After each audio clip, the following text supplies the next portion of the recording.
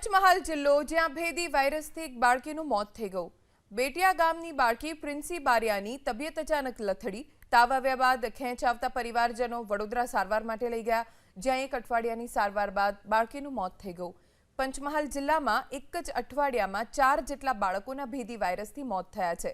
બાળકોના શંકાસ્પદ મોતને લઈને આરોગ્ય વિભાગની ટીમે અલગ અલગ અસરગ્રસ્ત વિસ્તારમાં પહોંચી નમૂના મેળવ્યા અને તપાસ માટે મોકલ્યા છે। અગાઉ મોકલેલા 9 જેટલા રિપોર્ટમાં ચાંદીપુરમ નેગેટિવ આવ્યા હોવાનું સામે આવ્યું છે। બાળકોના મોતનું કારણ જાણવા માટે જિલ્લા રાજ્ય આરોગ્ય વિભાગની સાથે કેન્દ્રની ICMR પોંડિચેરીની ટીમ પણ કામે લાગી છે। ગોધરા તાલુકાના બેટિયા ગામની 8 વર્ષની બાળકીનું ભેદી વાયરસના કારણે મોત નીપજ્યું હતું। આપણી સાથે બાળકીના પિતા મહેશભાઈ ઉપસ્થિત છે, તેમની સાથે વાત કરીશું। મહેશભાઈ, 30 તારીખે રાતે અચાનક કઈ રીતે તબિયત બગડી હતી, પછી ક્યાં લઈ જવામાં આવી હતી દીકરીને?